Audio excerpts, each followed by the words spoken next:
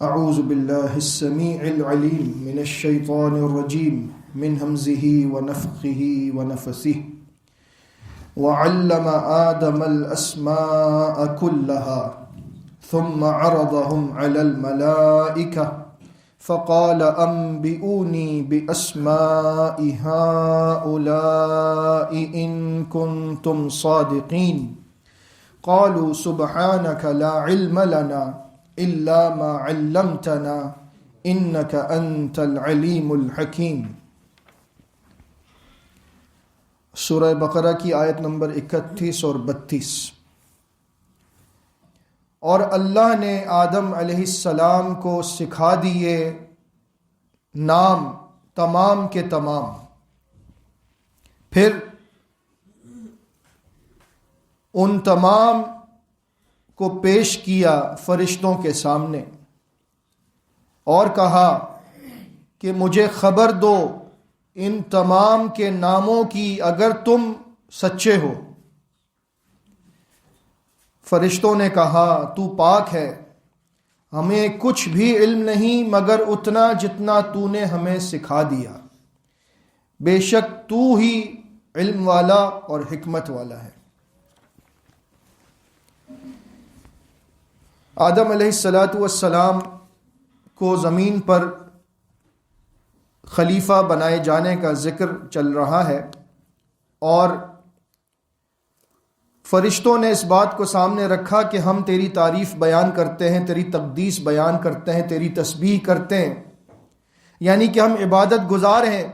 اگر تو عبادت کے لیے کسی کو پیدا کرنا چاہتا ہے تو ہم عبادت کر رہے ہیں، کیونکہ فرشتے اس بات کو جان چکے تھے ماضی کے مشاہدے سے کہ جب پچھلی مرتبہ جس کسی کو زمین پر خلیفہ بنایا گیا تھا یعنی جنات کو، تو جنات نے بہت فساد مچایا تھا، اور فرشتے اس بات کو جانتے تھے کہ جس کسی کو یہ اختیار دے دیا جائے تو وہ فساد مچاتا ہے، کیونکہ بڑا مشہور قول ہے کہ power corrupts and absolute power corrupts absolutely, کہ طاقت جو ہے وہ انسان کو کرپشن میں ڈال دیتی ہے، اس کو فساد مچانے والا بنا دیتی ہے، اور جتنی طاقت زیادہ ہوگی اتنی ہی زیادہ کرپشن کا امکان بڑھ جائے گا۔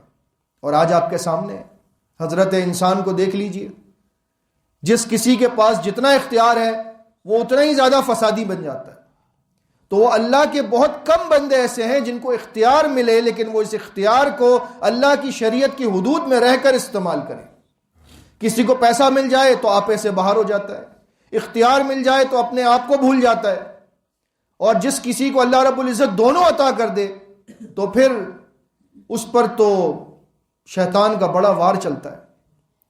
اسی لیے نبی کریم صلی اللہ علیہ وسلم نے ہمیں اس بات کی تعلیم دی ہے کہ اللہ سے یہ دعا بھی کرنی چاہیے، اللہم انی اعوذ بک من شر الغنا والفقر، اے اللہ میں تیری پناہ چاہتا ہوں مالداری کے شر سے اور محتاجی کے شر سے، کیونکہ بعض اوقات ایسا ہوتا ہے کہ زیادہ مال بندے کو فسادی بنا دیتا ہے، شر میں ڈال دیتا ہے، اور بعض اوقات غربت، محتاجی، فقیری یہ بندے کو ناشکرا اور کافر بنا دیتی ہے۔ تو اللہ تعالیٰ ان دونوں کے درمیان کا راستہ چاہتا ہے اپنے بندے کے لیے کہ نہ تو کسی کا محتاج بن میرے علاوہ، اور نہ مال تجھے شر میں مبتلا کرے۔ ہاں مال تجھے میں دوں لیکن اس کا صحیح استعمال کر تاکہ اس کا خیر تجھے ملے اور تو اس خیر کو لوگوں میں تقسیم کر سکے۔ تو فرشتے اس بات کو سامنے رکھ کر یہ سمجھ رہے تھے کہ اب جو انسان اگر زمین پر گیا ہے تو پھر وہ جنات سے بھی زیادہ فساد مچائے گا، خون بہائے گا۔ اللہ رب العزت نے جنات کو ایک چیز عطا نہیں کی تھی جو آدم علیہ السلام کو عطا کی ہے، وہ کیا ہے؟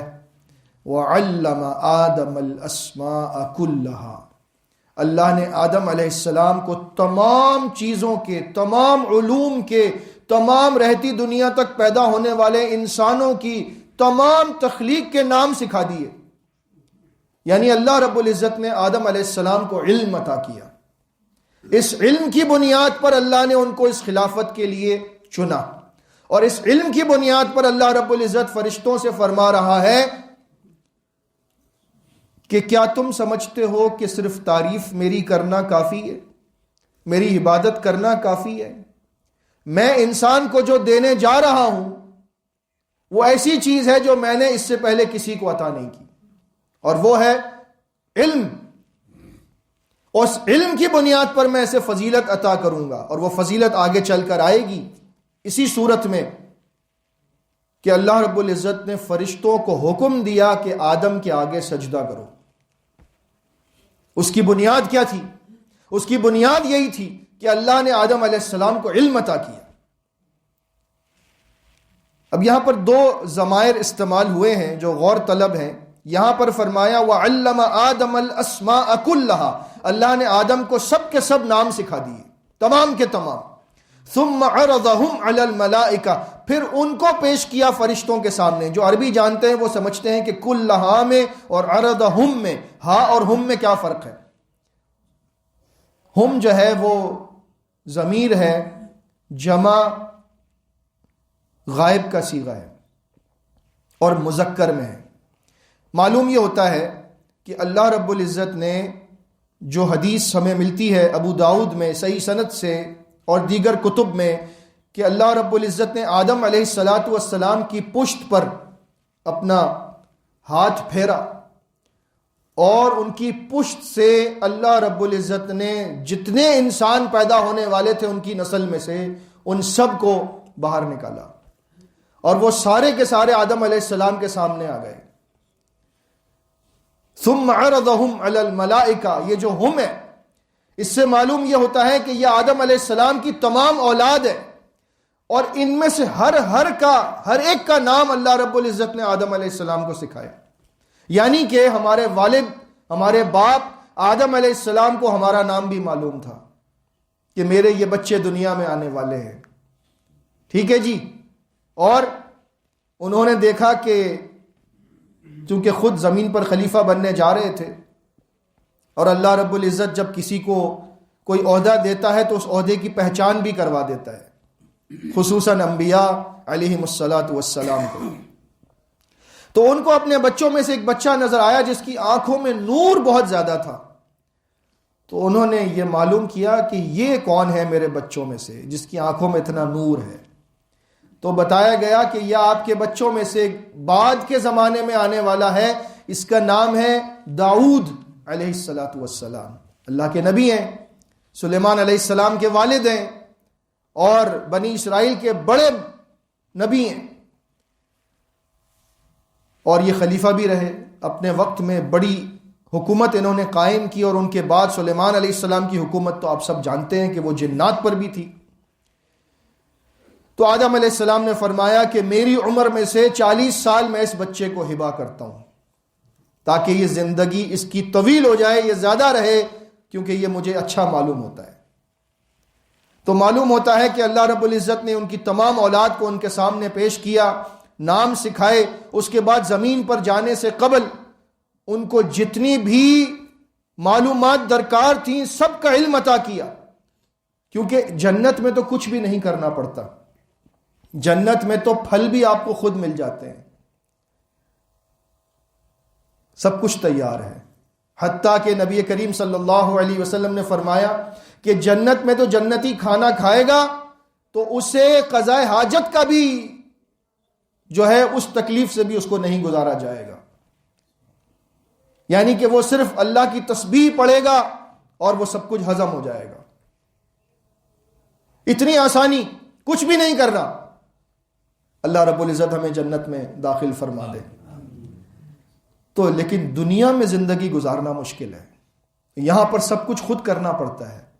تو آدم علیہ السلام کو اللہ نے سب کچھ سکھایا، تمام چیزوں کے نام سکھائے، تاکہ جب وہ زمین پر جائیں تو ان کو یہ ساری باتیں کام آئیں، اور وہ اپنے بچوں کو یہ باتیں سمجھائیں تاکہ نسل انسانی آگے بڑھے اور تمام کام کر سکے۔ معلوم ہوا کہ اگر کوئی چیز ایسی ہے جو آدم علیہ السلام کے پاس تھی، جس بنیاد پر ان کو فرشتوں اور جنات پر فضیلت دی گئی، تو وہ علم ہے۔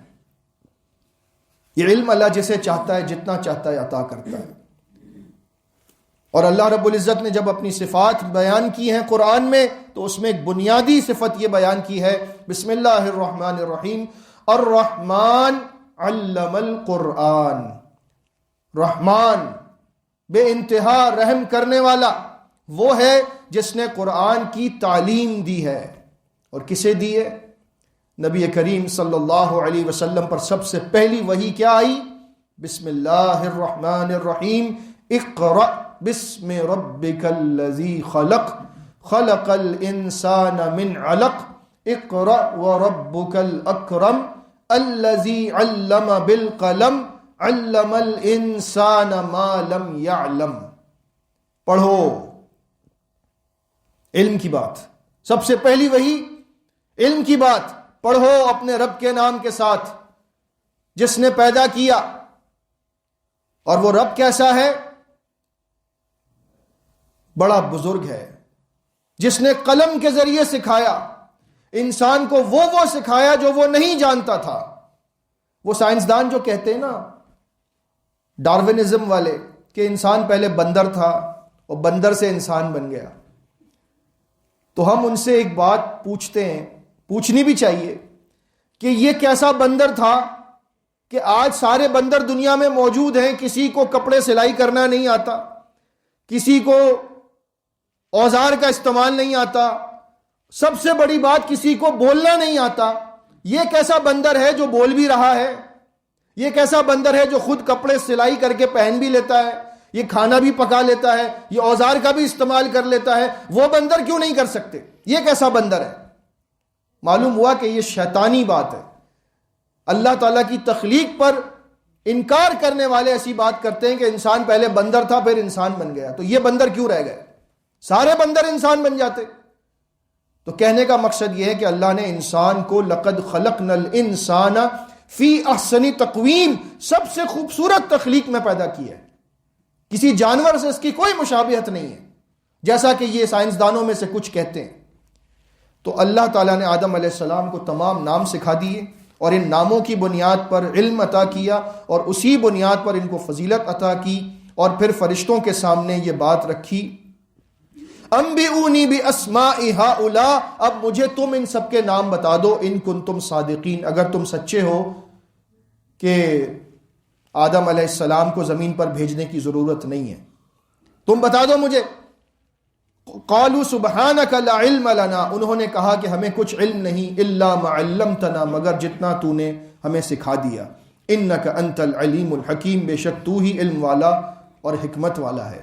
معلوم ہوا کہ فرشتوں کو اتنا ہی علم تھا جتنا اللہ نے سکھایا، اور اللہ نے یہاں پر فضیلت ثابت کی آدم علیہ السلام کی کہ میں نے اسے وہ چیزیں سکھائی ہیں جو تمہیں نہیں سکھائیں، لہٰذا جب یہ زمین پر جائے گا تو یہ میرا کلمہ بلند کرے گا، یہ میرے دین کا نفاذ کرے گا، یہ زمین میں امن اور سلامتی پیدا کرے گا، یہ جو جنات نے کرپشن کیا تھا اس کا خاتمہ کرے گا۔